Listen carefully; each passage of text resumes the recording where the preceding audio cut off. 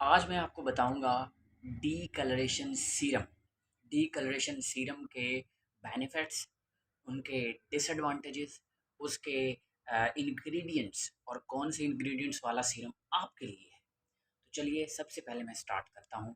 पहला जो इंग्रेडिएंट आपने चेक करना है वो ये होता है। एक्चुअली जो पहला इंग्रेडिएंट होता है वो होता है अस्कॉर्बिक एसिड, जिसको हम विटामिन सी बोलते हैं। और इसका सबसे कॉमन जो सोर्स होता है वो होता है सिट्रस फ्रूट्स। अब सिट्रस फ्रूट्स में तो होता है, लेकिन जितने भी आपके वाइटनिंग सीरम होते हैं, जितने भी स्किन ब्राइटनिंग, एक्चुअल में स्किन ब्राइटनिंग सीरम आप इस्तेमाल ही इसलिए करते हैं ताकि आपके जो डार्क स्पॉट्स हैं वो ख़त्म हो सके, आपकी स्किन की जो टोन है वो ख़राब ना हो, ताकि आप जो है आपकी जो हाइपर पिगमेंटेशन है वो ख़त्म हो जाए। तो सबसे पहले अस्कॉर्बिक एसिड करता क्या है। अस्कॉर्बिक एसिड के जो बेनिफिट्स होते हैं वो होते हैं कि ये एक एंटीऑक्सीडेंट है।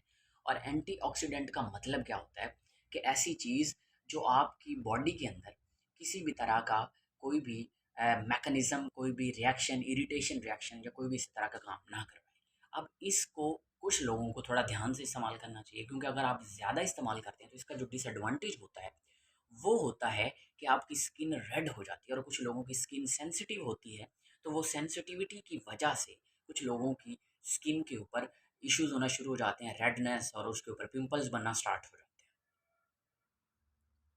जो दूसरा इसका इंग्रेडिएंट आपने चेक करना है वो आपने चेक करना है कि इसके अंदर जो AHA है वो क्या चीज़ होती है। अब AHA जो होते हैं वो क्या होते हैं, एक्चुअल में अल्फा हाइड्रोक्सी एसिड्स हम उनको बोलते हैं। और इनकी सबसे अच्छी एग्जांपल्स होती हैं ग्लाइकोल और लैक्टिक एसिड्स।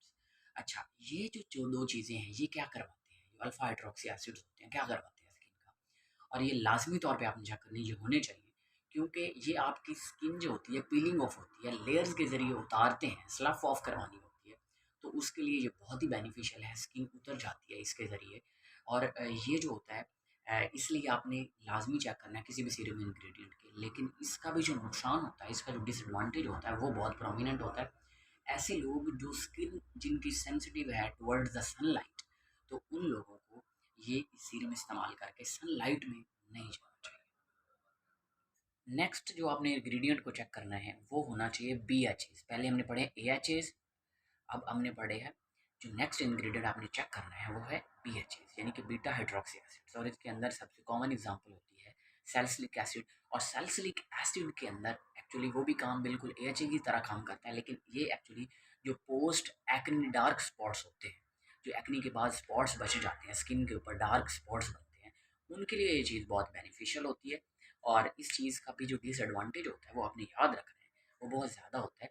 और वो भी एग्जैक्टली वैसा ही होता है कि स्किन या तो सन सेंसिटिव होती है, या फिर जो लोग जिनकी स्किन टोन डिफरेंट होती है, स्किन की डिजीज़ का उनको कोई मसला होता है, तो उन लोगों को ये बिल्कुल इस्तेमाल नहीं करना चाहिए। नेक्स्ट जो इंग्रेडिएंट इसका आपने चेक करना है वो होना चाहिए नियासिन अमाइड, जिसको हम नॉर्मली जो होते हैं वो विटामिन B3 बोलते हैं। और वो विटामिन एक्चुअल में उसका बेनिफिट क्या होता है कि ये जो आपके डार्क स्पॉट्स होते हैं ना स्किन के ऊपर, इनको ख़त्म करता है। और ये जो डार्क स्पॉट्स के ख़त्म करने के साथ साथ ये स्किन के टेक्सचर को, स्किन की टोन को अच्छा बनाता है। और ये बहुत ही बेनिफिशियल है। और इसके डिसएडवांटेज तकरीबन नेग्लिजिबल हैं, ना होने के बराबर है। सिर्फ इरिटेशन हो सकती है लाइट सी, वो भी अगर आपने हाईली कॉन्सेंट्रेटेड वाला यूज़ कर लिया है। तो आप कोशिश करें कि डाइल्यूट वाला यूज़ करें ताकि डिसएडवांटेजेस कम से कम हो इसके। जो अगला इंग्रेडिएंट है वो मैं आपके साथ जो आपको बताने जा रहा हूँ वो बहुत ही एक अच्छा एसिड है जिसको हम कोजिक एसिड बोलते हैं। और ये जो कोजिक एसिड होता है एक्चुअल, ये आपकी स्किन के मोस्टली जो डार्क सर्कल्स, डार्क स्पॉट्स होते हैं उनके लिए होता है। और ये बहुत अच्छी चीज़ होती है। और ये क्या करवाता है, ये हेल्प इस चीज़ में करवाता है कि आपके जितने भी स्किन के डार्क सर्कल्स हैं, पिंपल्स हैं, उनको ख़त्म करता है। और उसके अलावा ये जो कॉजिक एसिड एक्चुअल में होता है, ये मेलिस्मा को ख़त्म करवाता है। मेलिस्मा क्या होता है? मेलिस्मा एक्चुअल में जो डार्कनेस होती है आपकी स्किन की, हाइपर पिगमेंटेशन होती है, उसको ख़त्म करता है ये। और ये मशरूम से एक्चुअल में हासिल होता है, नेचुरल सोर्स है, इसका कोई साइड इफ़ेक्ट जो होता है वो बिल्कुल भी नहीं होता। और ये बहुत बहुत ही कम इरिटेशन करवाता है, और जिसकी वजह से कुछ सन सेंसिटिव होती है, ये इसका डिसएडवांटेज है। इसका जो नेक्स्ट इंग्रेडिएंट है वो है हाइड्रोक्विनोन।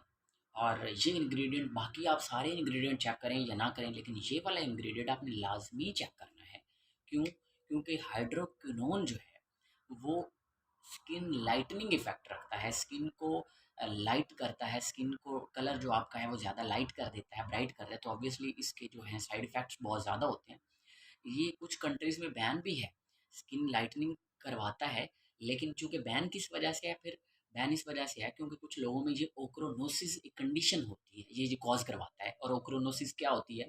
ये नॉर्मल रेडनेस नहीं करवाता, बल्कि ये ब्लू ब्लैक स्किन करवा देता है। तो ये इसका बहुत बड़ा डिसएडवांटेज है, इसलिए इसको आपने यूज़ नहीं करना। कोई भी ऐसा स्किन के लिए जो आप यूज़ कर रहे हैं, कोई भी ऐसा सीरम, डिस्कलरेशन सीरम आप इस्तेमाल कर रहे हैं, उसके अंदर आपने ख़्याल करना है कि हाइड्रोक्विनोन नहीं होना चाहिए। और इसका जो नेक्स्ट और लास्ट इंग्रेडिएंट है, वो आपने चेक करना है, आर्ब्यूटिन होता है।